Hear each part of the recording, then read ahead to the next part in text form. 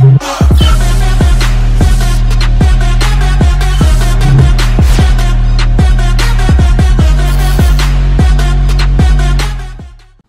tout le monde et bienvenue à Ici c'est hockey, bienvenue à ce mercredi/jeudi des collaborateurs. On est en pleine série, mesdames, messieurs, et le Canada vibre au rythme du Canadien qui l'a emporté hier pour égaliser la série face aux Golden Knights.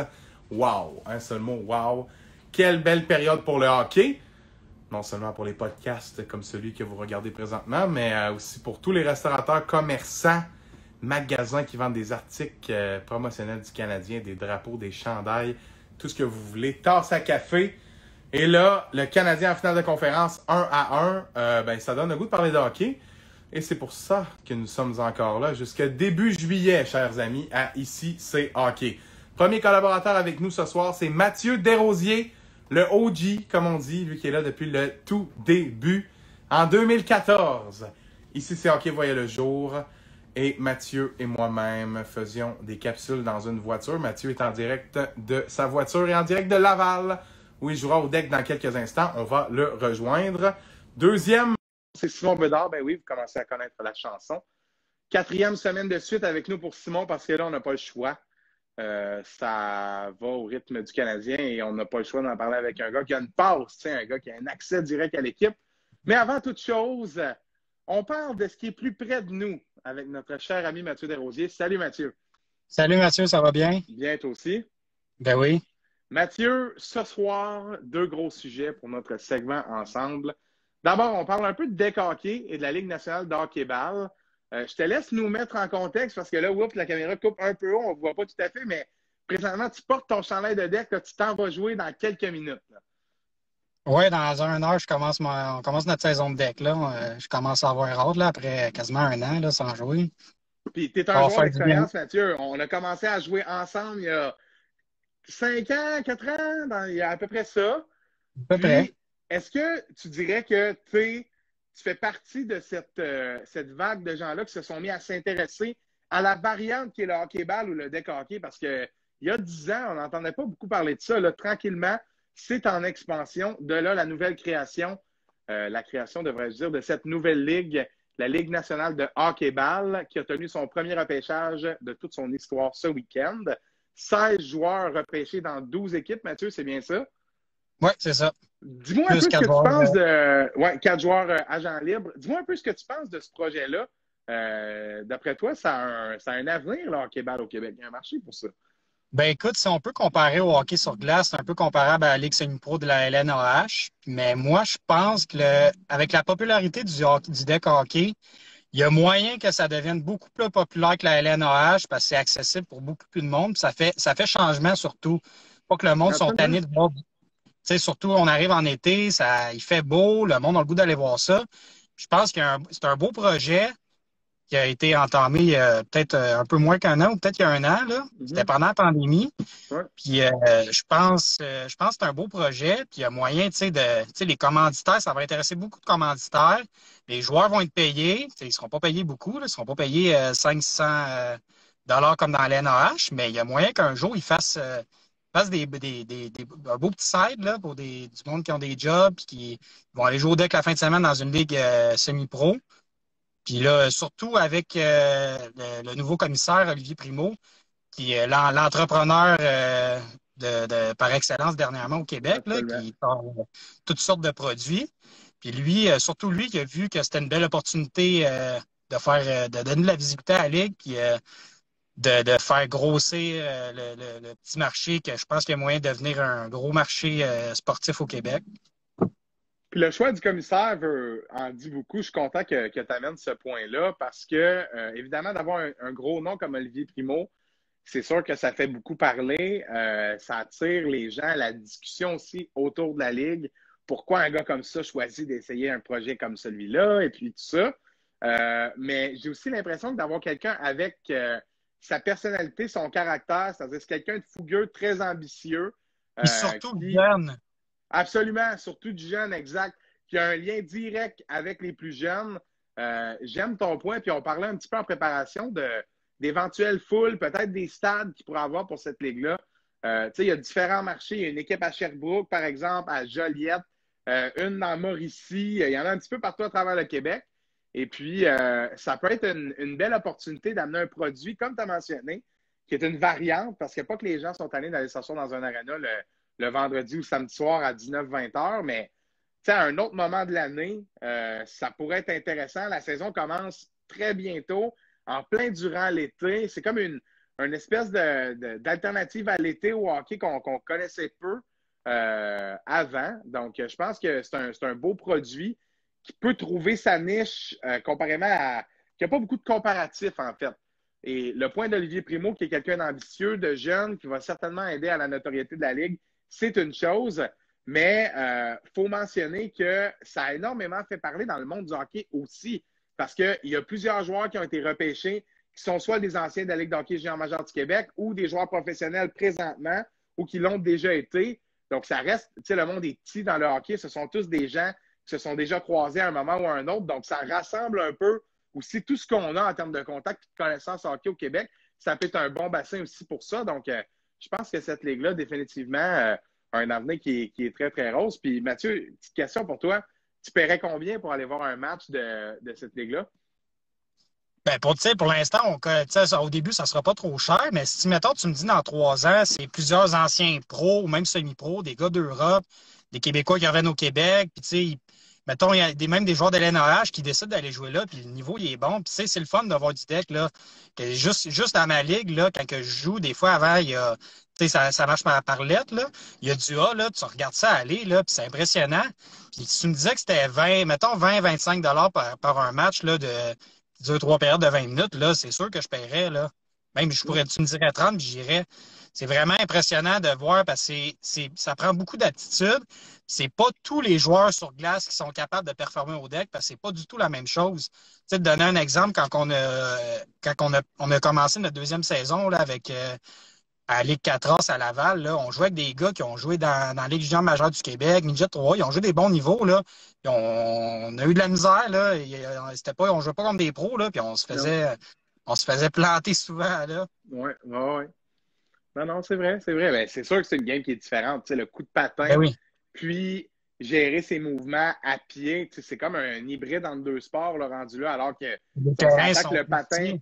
absolument, puis la mobilité au hockey, c'est quelque chose de tellement important. Ben, tu changes la grosseur de la surface, puis le moyen de te déplacer, ben, tu changes une grosse partie du sport, on Ouais. s'entend. Fait que, tu sais, c'est sûr que oui, il y a un maniement de balle, puis OK, il y a un bâton, un casque, des gants, mais c'est un sport qui est très différent, qui demande de l'endurance à d'autres niveaux que ce qu'on peut retrouver sur la glace. Puis ouais, tu soulignes bien, on avait une bonne équipe en termes de talent individuel, puis de gars qui ont joué haut niveau, puis qui sont habitués à la compétition assez féroce. C'est sûr qu'on était quand même dans le C1, là, qui est un bon calibre. Là. Ouais, c'est sûr. Puis moi, je veux juste me dire, j'étais un bon leader comme capitaine, rappeler que je faisais partie de cette équipe-là pendant qu'on est là. Mais non, Mathieu, super intéressant qu'on parle un peu de ça. Puis au plaisir d'en reparler avec toi le début de la Ben saison, oui. ça sera intéressant de regarder comment ça va se passer. Puis d'après moi, on va peut-être avoir le temps là, d'en reparler un peu avant la petite pause du podcast. Je te souhaite un bon match ce soir en passant. Je vais te le Yes, souhaiter à merci. la fin de l'épisode, là, mais bon premier match ce soir. C'est cool, toujours cool le début de la saison de deck. Puis Ben oui. Mathieu, avant que tu me le dises, bientôt, je vais revenir au jeu, bientôt. Là, je suis à la remise en forme, là. On travaille là-dessus, là. Bien, ça s'en vient, ça s'en vient. OK, bon. Assez parlé de ce sujet qui est une belle variante au hockey, comme on l'a bien dit. Puis, salutations en passant à Danick Martel, qui a été repêché par le Mobux. Je me rappelle plus où, parce que je ne suis pas encore familier avec les équipes. McMaster, je crois, pas certain. Donc, Danick Martel, joueur professionnel avec les Devils de Binghamton, qui a passé au podcast il y a quelques semaines. Et salutations aussi à Maxime Saint-Michel, qui est impliqué dans la Ligue. Je ne me rappelle plus de son rôle exact à lui non plus, parce que Max avait comme 2 options au moment où il est venu sur le podcast. Mais salut à lui qui a fait des entrevues avec tous les joueurs repêchés en première ronde. C'était intéressant d'entendre un commentaire. Très bel événement. Chapeau à la Ligue, au New City Gas pour cette organisation-là, pour le premier draft de l'histoire. Bon, Mathieu, maintenant, LNH, Yes. série demi-finale. Le Lightning de Tampa Bay contre les Islanders de New York. Et là, comme mise en contexte, on a choisi de s'inspirer, et là, je trouve pas ma petite feuille, bon, la voilà. On a choisi de s'inspirer de Complete Hockey News qui a sorti quelque chose de super intéressant cette semaine. La composition, en fait, l'origine des joueurs, et je ne parle pas de pays ici, là, mais bien l'origine en termes de droit, exact, leur provenance, en termes de droit, quand ils ont été repêchés, par rapport à où ils sont présentement. Donc, les équipes sont divisées en différentes catégories. Les joueurs acquis via transaction, les joueurs repêchés, les joueurs acquis via les joueurs autonomes et les joueurs non repêchés là, qui ont juste été signés, qui ont été dénichés par l'organisation, si on peut dire ça comme ça. Le Complete Hockey News a fait ça pour les équipes encore en vie en série, histoire de comparer un peu sur quelle base elles étaient formées. Puis on trouvait que c'est un concept intéressant. On peut commencer, si tu veux, avec l'équipe des Islanders. On peut passer les joueurs un par un pour parler un peu de leur impact rapidement. Ouais, intéressant de voir des fois des gars qu'on ne s'attendait pas être échangés au début de leur carrière, qu'on ne s'attendait pas voir changer de marché, finalement se trouver une niche à cet endroit-là. Donc, Mathieu, d'abord, si on commence avec les Islanders, il y a Nick Leddy qui a tellement éclos chez les Islanders lorsqu'il a été échangé des Blackhawks. Quelle transaction ça a été, ça? Puis les Islanders sont pas pris, mais pardon, un vétéran depuis plusieurs saisons maintenant qui est vraiment à leur carrière, là, la ligne bleue. Là. Ben oui, c'est sûr, il a débloqué, là, il est devenu... c'est pas je dirais pas qu'il serait un top 2 dans toutes les équipes de la Ligue, là, mais c'est un excellent top 2 puis un super top 3. Puis là, en plus, là, il agit comme top 2 puis il fait un job incroyable. Là. Il joue en avantage numérique, en désavantage, puis il est fiable aussi. C'est ça qui est surtout important. C'est ça aussi qui représente beaucoup les Islanders. Là. C'est des joueurs fiables, puis ils font pas d'erreurs, jeu serré défensivement. C'est un gars polyvalent qui bouge bien la rondelle, Nick Leddy. Jordan Eberle, aussi un joueur acquis via les transactions. En fait, il y en a 8 là, chez les Islanders.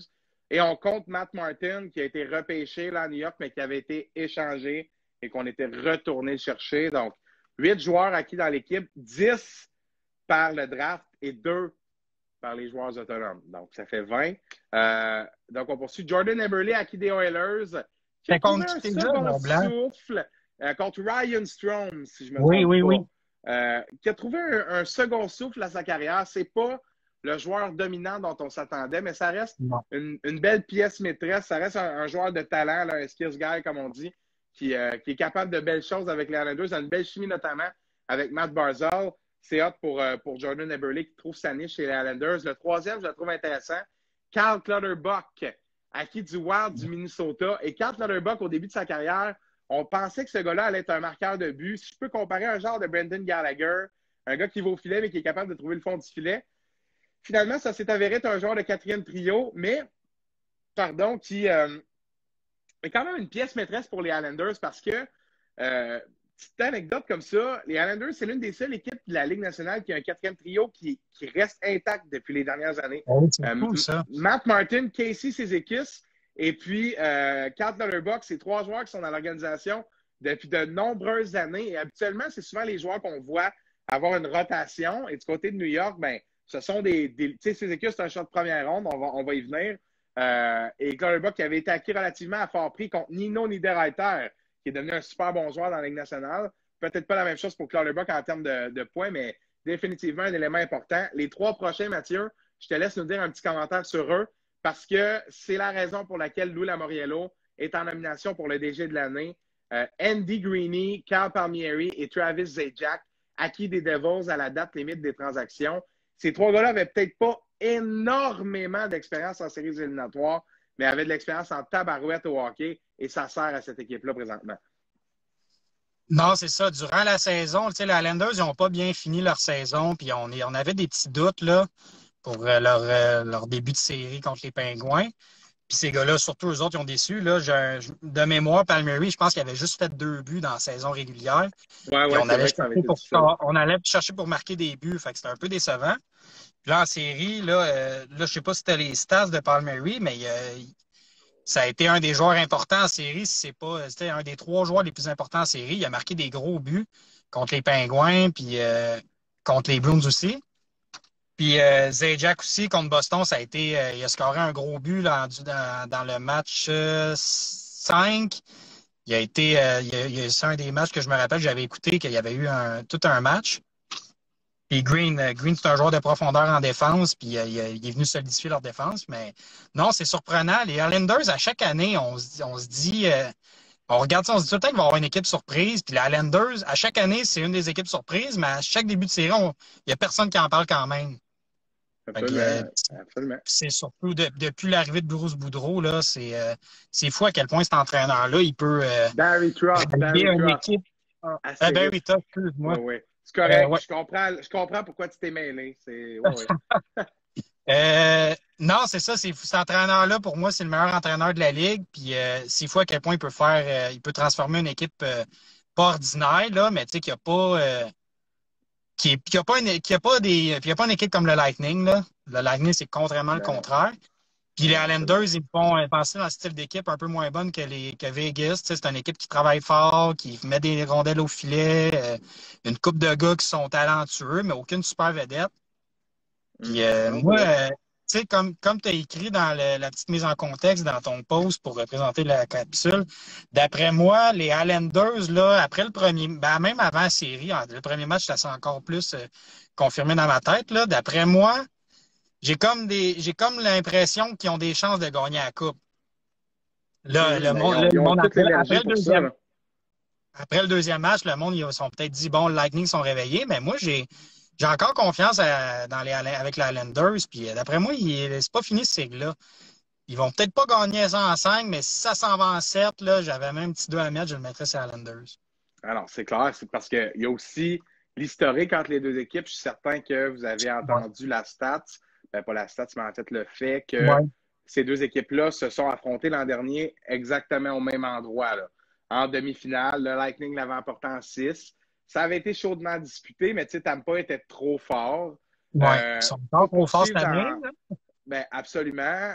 Puis pour poursuivre dans la petite liste qu'on a des joueurs, Ouais. l'avant-dernier, c'est Jean-Gabriel Pageau.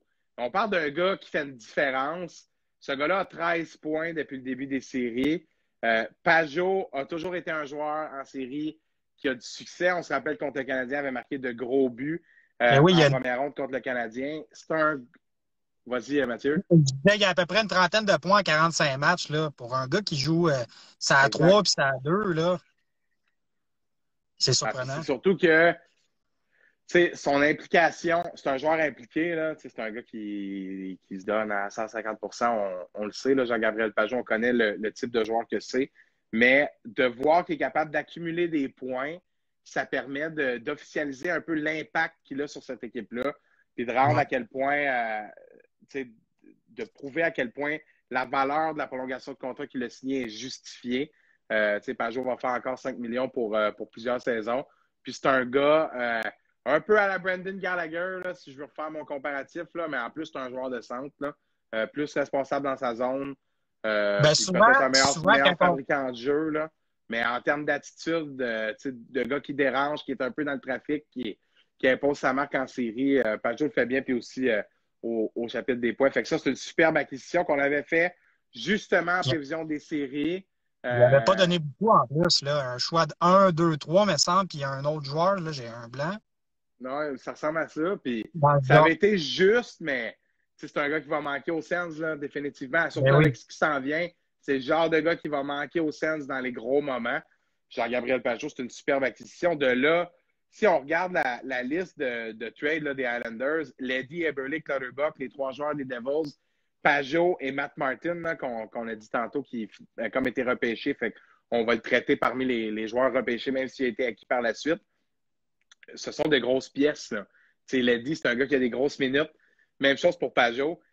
Les 3 acquisitions de cette année, c'est des acquisitions en fin d'année, mais Clutterbuck et Eberle sont des gars qui sont là depuis plusieurs années, aussi qui sont des pièces importantes de l'équipe. Si on poursuit avec les joueurs repêchés, Josh Bailey éclot enfin.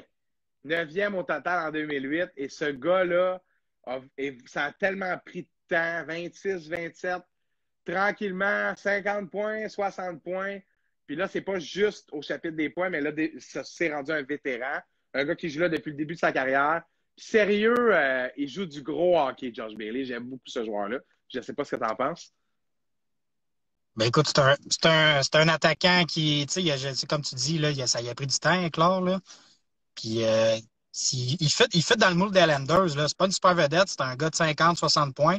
Puis il va bien, il a une bonne chimie avec son trio, puis C'est il un va être bon bon pour. all-around forward, là. Ben oui, puis il marque des buts importants, puis il y a tous les. Voyons, j'ai un blanc, c'est Barry Trotz, là, je me Ah mélange ouais, dessus. Barry Trotz, ah non, t'es dessus. OK. Voilà, c'est un genre de gars que Barry Trotz va aimer, là, puis il fit dans le moule des Islanders, là, il est parfait. Oliver Wahlstrom joue un peu durant ces séries, 11e au total en 2018. Bon prospect pour les Islanders, on ne s'étendra pas sur le sujet. Un dont il faut Non. parler, c'est Noah Dobson. 12e au total en 2018, tout de suite après Wahlstrom. Noah Dobson, là, il a l'air d'un géant. Je ne sais pas si vous avez regardé cette série-là un peu. Là. Il a l'air d'un géant sur la patinoire. Le gars est né en 2000, plus jeune que moi. Écoute, il est gros, il est bon avec la rondelle, il a un bon jeu de pied.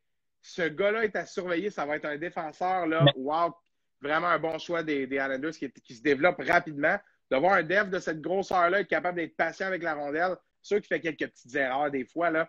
Mais vraiment, Dobson, je ne sais pas ce que tu en penses, là, mais mais c'est c'est une sa grosse première pièce, là. saison, là, j'ai un blanc. C'est sa deuxième ou sa première saison? Il a joué un petit peu l'an dernier, si je ne me C'est trompe ça, mais pas. c'est sa première saison complète. Ouais, Non, ouais. mais c'est ça qui est fou parce que surtout, tu sais, c'est pas tous les défenseurs que c'est des Kel McCarr qui à 18 ans, paf, ils sont première paire de défenseurs, puis c'est des Ils peuvent defs avoir de la importants. Là. glace, puis ben oui. Il y a 20 ans, là, puis Mm.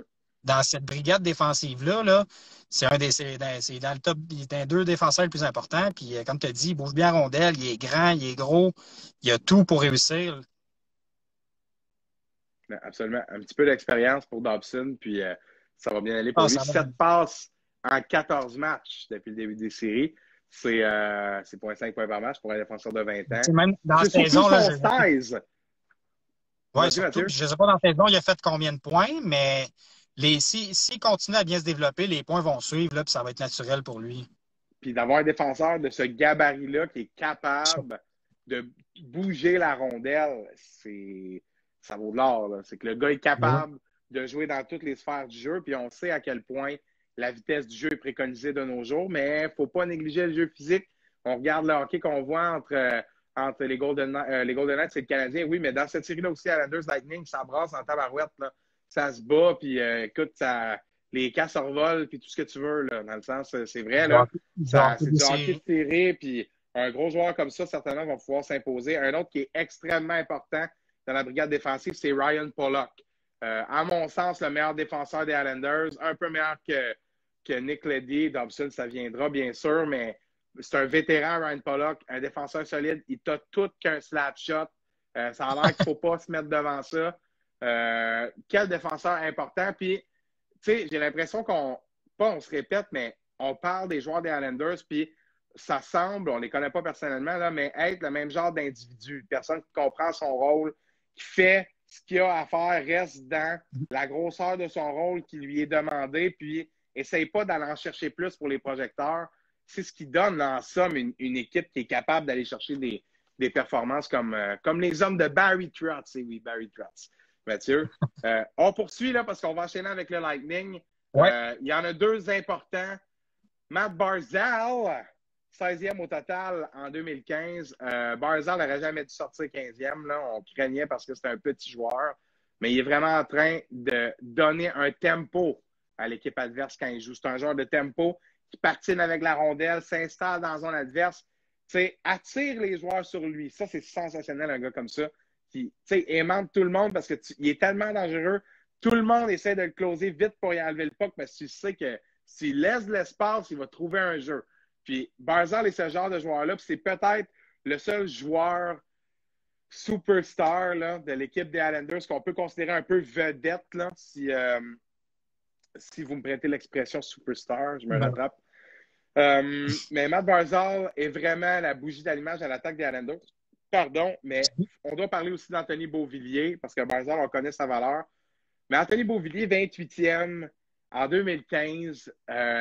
Quelle belle histoire. Je vois toutes sortes d'affaires passer comme quoi Pat Laine pourrait être échangé comme Beauvillier puis des choix de première ronde. Puis je vois les fans des Islanders dire jamais d'avis. Parce que Beauvillier arrive en fin de contrat, puis ça va être un contrat dispendieux pour les Islanders parce que ce gars-là est indispensable. Là. Puis il a fait le saut tellement rapidement Belle histoire, Anthony Beauvillier. Je ne sais pas ce que tu en penses, Mathieu. En tout cas, en première ronde, il m'a fait tuer contre les Pingouins. Là. Il a Ouais. scoré là, des buts, là, pas des buts de gars de quatrième trio, là, des méchants beaux buts, puis il est surprenant. Tu sais, ce gars-là va jamais faire 90 points, là, mais je pense pour la Islanders, il est indispensable là, pour l'équipe. Pile dans le moule, là, direct Oui. dans le moule. Il fait ce qu'on lui demande. C'est un gars bon dans tout. Non, un autre joueur de ce type-là, c'est exceptionnel là, d'avoir un gars de cette qualité-là. Puis Brock Nelson, un autre gars qui ressemble. T'sais. Gros joueur, Nelson. Puis quel match il a joué dans le match numéro 1. Quelle série il a joué également contre les Bruins. Un autre gars qui dit, il ne fera jamais 80-90 points, mais wow, Brock Nelson, c'est un super joueur de hockey. Quand il choisit de sortir ce soir, là, faisait penser à Joël Armia dans certains matchs. Là. Pas capable d'enlever la rondelle. Patine, mon gars, sans dire que Joël Armia est une grande superstar, mais reste un joueur qui a quand même de bonnes aptitudes avec la rondelle. Donc, non, pour l'attaque des Islanders, là, on nomme la liste de joueurs repêchés. Là. Barzal, Beauvillier, Bailey, Nelson. Ce sont pas mal toutes les pierres angulaires de l'attaque de l'équipe. Ben, À part Eberle, acquis dans une transaction. On voit que cette équipe-là, on a beaucoup blâmé Gatineau, là, qui était DG là-bas, mais n'a pas fait de mauvaise sélection parce que 9e au total, 11e, 12e, 15e, 16e. C'est toutes des choix de première ronde qui finissent par se rendre, jouer plusieurs années. Ça non, montre que c'est tu as ça. bien choisi le gars. Ça ne peut pas toujours être des super vedettes. Là. Puis quand il y a du monde qui chiale que faut finir dernier et avoir des premiers choix pour avoir une bonne équipe, là, ça a bien beau pas être une équipe de superstars, mais c'est une super bonne équipe. Ils ont sélectionné le 9e leur meilleur choix. Sinon, c'est tous des choix de 11 à 30. Là. Si on compare au Lightning, on va en venir à ça, là, mais c'est tous des choix, leurs bons joueurs, c'est tous des top choix, premier, troisième. C'est surprenant. Puis quand on chiale après le recruteur des Canadiens, Timmins, Trevor Timmins, ouais. on pense qu'on a raison des fois, mais là, ça s'est un peu amélioré, mais on avait raison de chialer parce que, gars, avec des gars de 15e, 12e, 16e, on est capable de trouver des bons gars. C'est Pollock 15e, Barzal 16e, Beauvillier 28e, un gars de même 28e. Là. Ça, c'est trois. Tu sais, Ryan Poehling a sorti 25e. Là. Regarde Ryan Poehling, regarde qu'un gars comme Beauvillier, à 20 ans, a déjà été capable d'avoir un impact dans le national. Ça prouve que des fois, la sélection, tout est dans le choix, tout est dans l'individu. C'est une science exacte, le repêchage. Absolument, absolument. On va terminer avec les 4 joueurs à qui, via le repêchage pour les Islanders. Scott Mayfield, gros défenseur droitier, 34e au total en 2011. Adam Pelech, qui a joué son hockey junior avec Connor McDavid, 65e au total en 2012. Bon défenseur, ça aussi, gaucher. Ilya Sorokin, qui est arrivé sur le tard avec l'équipe cette saison, qui avait été repêché 78e en 2014. Donc, il avait joué dans d'autres ligues européennes avant de s'en venir avec les Islanders. Et finalement, Casey Cizikas, 92e au total en 2009. Ce gars-là, centre du 4e trio, est tout un joueur de hockey pour brasser. J'aime vraiment cette équipe-là, la manière dont elle est construite. On l'a dit maintes et maintes fois. Ouais, et Anders Lee, 7e ronde en 2008, le capitaine de l'équipe. Tu sais, ça fait 13 joueurs, là. 13 joueurs de l'alignement partant des Islanders repêchés. Seulement 2 gars à qui via les joueurs autonomes. Léo Komarov, qui joue sur le premier trio, qui joue un rôle de shutdown superbe. Et Simon Varlamov, qui est de retour dans ses belles années avec l'Avalanche. Lui qui trouve vraiment un nouveau sens à sa carrière là-bas. Il est très solide malgré la collision qu'on a vue avec Braden Point dans le dernier match. Il est revenu dans le match. Il était correct, Simeon. Il était correct. Si on compare aux Canadiens, ils en ont juste 4. Et le Canadien en a 7. Avec Evans, Price, Gallagher, Kotkaniemi. Il m'en manque 2. Romanov. Il m'en manque 1. Bref, 7. Toujours selon Complete Hockey News. Allez voir ça sur leur page bien documentée. On passe rapidement au Lightning maintenant parce que le Lightning, c'est quelque chose. Là. Le premier joueur à qui via une transaction, ça a été contre Slater Koekkoek. Je parle ici de Jan Rutta, qui joue sur la première paire avec Victor Hedman. Joue du gros hockey quand même. Là, pour jouer avec Hedman, il faut quand même être capable de jouer au hockey. Rutta qui fait du bon travail. Belle acquisition pour le Lightning. David Savard, on n'a plus besoin d'en parler. On en a largement discuté sur ce podcast. Belle acquisition également pour le Lightning, lui qui est en fin de contrat. Eric Cernak, un gros défenseur droitier acquis des Kings dans une transaction qui m'échappe. Je ne me rappelle pas comment Cernak s'est ramassé à Tampa, mais c'est un gars qui a un bel impact, un joueur de profondeur. Mikhail Sergachev. Ouf, grosse transaction, ça. Et je pense pas que le Lightning regrette, au moment Non. où on se parle, d'avoir échangé Jonathan Drouin contre Mikhail Sergachev. Eux qui ont maintenant cette profondeur en défense avec McDonough, qui est le prochain sur la liste, acquis des Rangers dans cette énorme transaction. Énorme transaction qui a amené aussi Ryan Callahan à Tampa Bay. Blake Coleman, acquis des Devils du New Jersey, qui est le parfait joueur de profondeur, Blake Coleman. Un joueur bon dans tout, joueur de centre, bon dans la mise au jeu, peut aussi jouer à l'aile, qui rend de fiers services au Lightning. Et finalement, acquis contre un choix de première ronde l'an dernier, les Sharks, Barclay Goodrow. Et oui, choix de première ronde, mesdames et messieurs. Comment ce gars-là peut avoir été changé contre un premier choix? Je ne sais trop, mais dites-vous que lorsque vous repêchez 31e, on s'en fout un peu de ton premier choix. T'aimes mieux avoir le joueur de profondeur qui te manque que ce 31e choix au total. Pour faire une morale rapidement, outre McDonough et Sergachev, ce sont toutes des acquisitions de soutien. Et la transaction de McDonough est une énorme transaction. Ça avait été peut-être un petit peu plus difficile pour lui lors de son arrivée, mais là, joue du très gros hockey, là, renaître ses centres, littéralement, Ryan McDonough, dans un rôle beaucoup moins sous les projecteurs que ce qu'il avait comme capitaine premier défenseur à New York. Aussi repêché par le Canadien. Hein? Ce gars-là, Lightning, ils ont 2 gros défenseurs repêchés par le Canadien. Puis Mathieu, je te laisse nous parler des joueurs repêchés par le Lightning parce que ça en dit long sur bâtir ton noyau avec le repêchage. Tu sais, tu lis les premiers noms, oups, ça me dit quelque chose, puis c'est comme les 4 meilleurs joueurs de l'équipe, si je ne me trompe pas. Hein? Ouais, ben on commence. On a Stamkos, Edman, Vasilevski puis Kucherov. Ça, là, j'ai un 2, 19 et 58e au total entre 2008 et 2012. C'est entre 4 ans, tous des gars choisis au début du draft. 10 ans après, sont encore là, puis dominants là-bas. Tu sais, construction bien faite, là.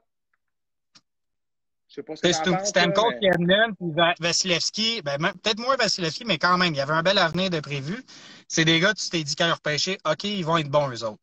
Mais là, après ça, là, c'est là que ça devient, là, tu te dis, ils ont lancé un dé, puis où il y a eu un travail exceptionnel de recrutement, parce que tu as Chiarelli, Killorn, Point, Cotton, Joseph et Palat. Là, j'ai pas écrit les rangs, là, tu peux peut-être les dire, mais c'est toutes des en haut de 3e, 4e, 5e. C'est impressionnant, là, le recruteur de Tampa Bay. Ben oui, écoute, le travail fait pour le recrutement, c'est exceptionnel quand tu regardes Chiarelli, 72e en 2015. Killorn, 77e en 2007. Tu sais, ce gars-là, Alex Killorn, c'est une pièce maîtresse du Lightning, là. Il joue des grosses minutes, avantages numériques, désavantages numériques. C'est un gars qui peut jouer à toutes les sauces. Un combattant, méritait sa coupe l'an dernier, là, qui est là depuis le début, comme la majorité de ces gars-là. Puis c'est ça qui est frappant. Braden Point, 79e au total en 2014. Comment ce gars-là a pu descendre jusqu'à 79e? C'est un joueur exceptionnel. Tu regardes Stamkos, Edman, Vasilevski, Kucherov et Pointe, tous repêchés à Tampa et encore là, avec un contrat. Ça montre que l'organisation a le désir de garder les joueurs qu'ils ont repêchés, de les développer et de gagner avec eux ce qu'on a vu l'an dernier. Et ça se poursuit pour eux. Puis tu regardes un gars... Vas-y, Mathieu. Ah, ben non, fini, je vais y aller après. Tu regardes un gars comme Ross Colton, 118e en 2016, joue sur le 4e trio cette année après 2 excellentes années dans la Ligue américaine à Syracuse, obtient un poste sur la 4e ligne. Puis, tu sais, il joue avec Tyler Johnson et Pat Maroon, qui avant de gagner la Coupe avec le Lightning, est allé la gagner avec les Blues. Fait que tu mets un gars, première saison NHL, sur la 4 avec ces 2 joueurs-là. S'il fait bien sa job, bonne éthique de travail, puis il est où il devrait être, ben ça devrait bien se passer. Puis c'est ce qu'on voit maintenant. T'as pas 4 lignes équilibrées avec les petits trous colmatés par leurs agents en transaction. Ruta, Savard, Coleman, Gaudreau et toute cette base-là repêchée. Et petite note là, en terminant sur 2 joueurs, 3 joueurs en fait, qui sont notables là, de cette formation-là. André Palat, 208e au total en 2011, choix de 7e ronde, qui a joué son hockey avec les Voltigeurs de Drummondville dans la Ligue d'hockey junior major du Québec. Palat est un excellent joueur aujourd'hui, un joueur établi qu'on veut garder à Tampa, qui joue avec Stamkos. Puis 2 acquisitions via les joueurs autonomes, pas draftés. Là. Fait que trouvé par le Lightning. Et à ça, on peut presque ajouter Alex Barré-Boulet très bientôt. Yanni Gourde, qui a un contrat à long terme là-bas, qui est une pièce maîtresse de la victoire de l'an dernier, et Tyler Johnson, qui est un très bon joueur aussi à Tampa, qui là, on est un peu pris avec son contrat, mais qui reste un joueur qui rend fier service à cette équipe-là. Et Alex Barré-Boulet qui s'en vient, et de nombreux autres à qui on a donné la chance. C'est une équipe qui est vraiment bâtie dans les règles de l'art. Mathieu, je te laisse un beau commentaire sur le Lightning en terminant. Non, c'est ça. Puis quand tu parlais que les dirigeants ils voulaient gagner en recrutant comme ça, c'est surtout les joueurs, ils ont un grand rôle là-dedans en acceptant des contrats. Là. Tu sais, il y a des joueurs qui acceptent des contrats. Ils auraient pu aller chercher beaucoup d'argent ailleurs. Ouais. Puis ils acceptent moins. Tu te boostes une équipe. Puis là, le monde qui chiale que le Lightning triche, là, moi, je trouve que ça n'a pas de bon sens. C'est pas de leur faute. C'est ça, les règlements. C'était à la Ligue de changer ça. Si tu me dis que j'ai le droit d'aller dépasser par 18 millions comme qu'eux autres fait en utilisant un de leurs règlements, c'est pas de la faute. J'ai un blanc de son nom, DG. Voyons, c'est. Julien Brisebois. Julien Brisebois. C'est pas de sa faute à lui, là. Fait que même s'ils vont gagner la coupe, là, que j'en vois pas un, même ils vont en avoir, là, mais que le monde chiale, ils vont chialer, c'est sûr, mais ça sert à quoi de chialer? C'est ça le règlement. Là. C'est pas eux autres, là, ils sont pas problématiques, là. Puis on est en 2021, le monde marche d'une manière aujourd'hui que si on ne dit pas que tu n'as pas le droit, tu as le droit. De nos jours, c'est comme ça. Moi, je vais être le premier à me mettre à genoux devant Julien Brisebois puis dire félicitations, tu as gagné 2 coupes de suite, puis ça a été le génie dans tout ça. Là. Absolument, c'est de la gestion intelligente. On a déjà abordé ça sur le podcast avec l'ami Félix Voyer la semaine dernière. Ce sujet-là fait énormément parler. Puis en terminant, je suis absolument d'accord avec toi. Le règlement est tel. Le règlement est tel, et si on veut. Il va changer. Et probablement, c'est probablement, puis avec raison, parce que, écoute, là, c'est un petit peu particulier que le Lightning ait réussi à tirer les ficelles pour arriver avec cette situation-là, 18 millions en haut du plafond. Mais qu'est-ce que tu veux? C'est comme ça, et présentement, ça leur sourit. Vas-y. Les Islanders, eux autres, ils dépassent de 6 millions. C'est pas 18 millions, mais ça reste 6 millions quand même. Là. Ah, ben voilà, exactement. Puis ça, on n'en parle pas pourtant, puis c'est quand même de l'argent, là. Et ça qui respecte, c'est Vegas. Puis, ben, les Canadiens et Vegas, ils dépassent, mais une coupe de piastres, là, pas grand-chose. Ouais, nous autres, en tout cas, ça a été pas mal l'histoire de la saison, hein, ça, le plafond salarial. Ouais. Mais bref, à suivre pour ce qui va se passer dans cette demi-finale de la Coupe Stanley. Ça se poursuit ce soir dans 22 minutes pour le match numéro 3. La série est égale 1-1. On se transporte à Long Island. 12 000 partisans admis au Nassau Veteran Memorial Coliseum pour les dernières séries de l'histoire de ce building-là. Et petite statistique en terminant. La dernière fois que les Islanders se sont rendus en finale de la Coupe, c'était en 1984. Il y a un certain Mike Bossy qui jouait pour les Islanders et ils avaient ramené la Coupe dans le building où ils jouent ce soir. Donc, c'est la dernière année où les Islanders jouent là. Ils se sont fait bâtir un tout nouvel amphithéâtre qui est magnifique, soit dit en passant, selon Gary Bettman. Superbe amphithéâtre, nouvelle génération. Ça va faire du bien pour les Islanders, mais en même temps, il y a comme une énergie au Nassau Coliseum. Et là, on verra ce soir. Ça fait du bruit. Je suis déjà allé voir un match là-bas. Canadiens Islanders, Subban avait marqué. Ça avait fini 5-4, si je me souviens bien, alors que John Tavares était mon joueur préféré. Mais tu sais ce qu'on dit, Mathieu, en terminant. Autre temps, autre mœurs. Je te remercie de ta présence ce soir. Ça a été un très bon match. Tu m'appelleras après, hein, comme le veut la coutume, Mathieu. Un petit téléphone après, puis dis go au gars. Je viendrai peut-être faire un petit tour là, au courant de la saison. Yes, ben oui, tu vas être la bienvenue. Salut Mathieu, un gros merci. Yes, bye. C'était Mathieu Desrosiers, notre collaborateur ICH, pour ce segment sur la demi-finale de la Coupe Stanley entre le Lightning et les Islanders. De l'autre côté de la pause, c'est comme à télé, moi je fais mes transitions de podcast comme si, pouf, je faisais sur un piton puis la pause partait. Puis en passant, je vais le faire en terminant parce que j'ai oublié de saluer le commanditaire de ce soir, Sapristi Communication, agence de communication multiservice, médias sociaux, organisation d'événements, production, vidéo, photo. Sapristi Communication, c'est la référence située à Drummondville avec les amis Félix Voyer et William Gervais. Je les salue. Donc, l'émission commanditée par Sapristi ce soir. De l'autre côté de la pause, comme je disais, on rejoint Simon Bédard qui va être avec nous pour nous parler, ben oui, des Maple Leafs de Toronto, ben non, des Canadiens de Montréal qui sont en demi-finale de la Coupe Stanley contre les Golden Knights. L'action revient à Montréal ce vendredi. On en parle avec Simon. À tout de suite!